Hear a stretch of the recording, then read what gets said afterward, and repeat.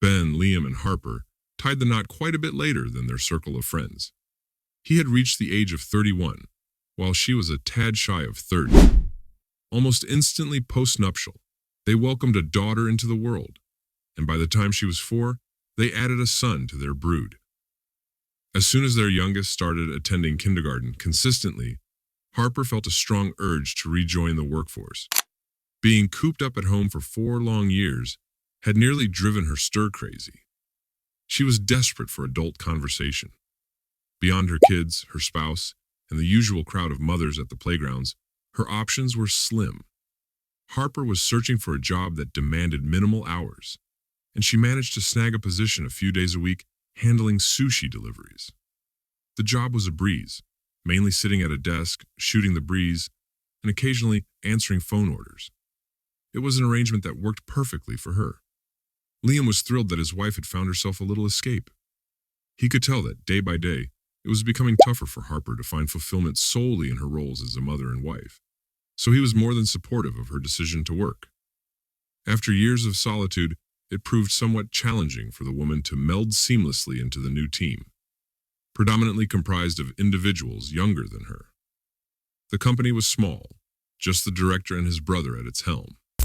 Not long after, Harper struck up a rapport with the chef, known as Ethan.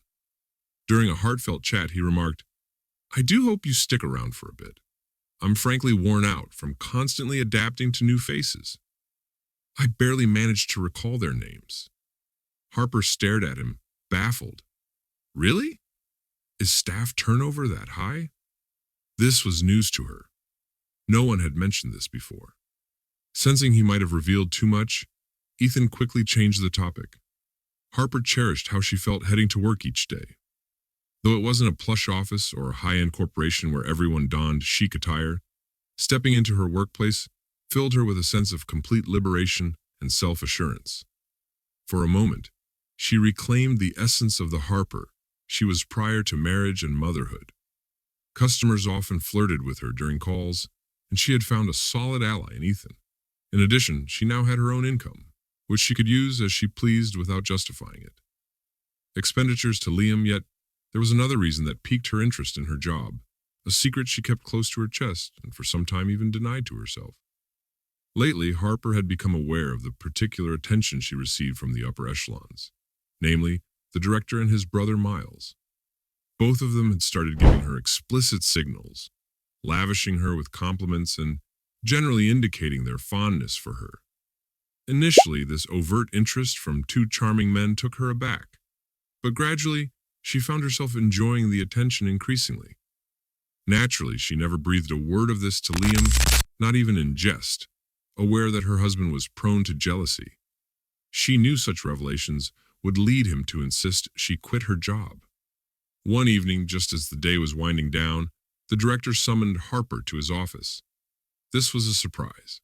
Such an invitation was out of the ordinary, as Ryder never requested personal meetings with his staff in his office. Before heading in, she caught a glimpse of Ethan, his expression one of disappointment, before he averted his gaze and walked away into the hallway. What's the meaning of this? Harper pondered, planning to seek clarification from her friend later on.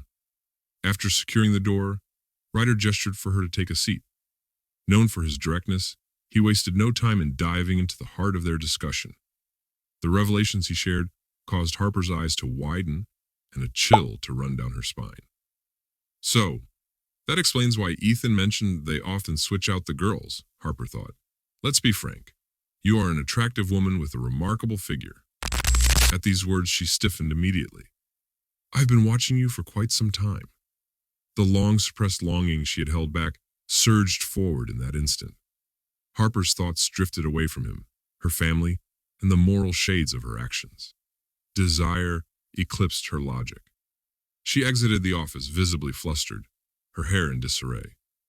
Her colleagues could each guess what had occurred, yet they remained silent. All except Ethan. He chose to distance himself and never spoke to her again. From then on, Harper led a life fraught with secrecy. Her colleagues openly criticized her. Everyone knew she was married, but her husband had no inkling of her deceitful actions. The woman had made great efforts to conceal her infidelity from him. Little did she know that soon her trade would crumble, just like her marriage. Ethan, a devoted family man, couldn't bear to watch Harper's transgressions any longer. Male solidarity kicked in, compelling him to reach out to Liam on social media, suggesting they meet up. They decided on a cozy pub downtown, known for its selection of beers. Once they were face to face, Ethan divulged everything he knew, starting from the beginning and explaining that their superior's behavior was more common than they thought. The betrayed spouse, however, refused to believe the words of this stranger. "Perhaps my wife rejected you, and now you're out to tarnish her reputation in my eyes out of spite," Liam retorted. Ethan simply shrugged. "My role was to provide you with the information. The choice is yours to make." With those parting words, he stood up from the table and left, abandoning his unfinished beer. Meanwhile, Liam sat there, feeling a tense knot form deep within him. For days, Liam mulled over what his wife's colleague had confided in him. Should he take his word for it? Should he confront Harper directly? And if it all turns out to be fabricated, wouldn't such suspicion turn their bond? A myriad of thoughts swirled incessantly in Liam's mind. He often found himself awake at the dead of night, haunted by the same dilemmas that occupied his thoughts during daylight hours. As Friday's work was winding down, Liam's phone buzzed with a new message on a social platform from Ethan, who claimed that if Liam hurried over, he could see the truth for himself. Without a moment's hesitation, he dashed to Harper's office, relieved by the short distance between their workplaces. Breathless, Liam burst into the workshop, and right there was Ethan, who, without a word, led him to the director's office. From behind the closed door, faint moans were audible. Overcome with emotion, Liam howled in agony like a beast stricken with pain, and furiously broke down the door with several forceful kicks. The sight that met his eyes left everyone in the office stunned and speechless. Inside were three figures: Ryder, his brother Miles, and Harper. Both men anxiously tugged on their jeans and attempted to fasten them. Harper sported her sweater backwards. Liam never anticipated encountering two paramours at once in his wife, leaving him utterly bewildered. The woman hurried towards her husband, only to be pushed away in revulsion. Those in the vicinity of Harper and Liam were astounded by the news of their divorce. They had seemed like the epitome of a perfect couple, having endured numerous trials together. Alas, life never prepares one for the moment when their spouse chooses two other men over them. Initially, Liam drowned his sorrows through heavy drinking. However, after about a year, and upon heeding his eldest daughter's advice, he mustered the strength to rise above the situation. Having a deceitful wife is no justification for self-destruction, Liam resolved as he embarked on a new path. Conversely, Harper decided to resign from her job, partly due to the circumstances, and also because the management had undergone a complete change. The woman had garnered numerous ill-wishers in the aftermath. Both of her lovers promptly severed ties with her after their divorce. The eldest daughter expressed a desire to remain in the care of her father, while their mother claimed the youngest child. Harper found herself in a position where she needed to be more picky about her job choices, as she no longer had the support she used to have, and was striving to provide for her child on her own. This violent turn of events caused the children great stress, although they maintained constant contact with each other. As time passed, the son gradually spent more and more time with his father until the day came when he admitted that he preferred to live with him rather than with his mother.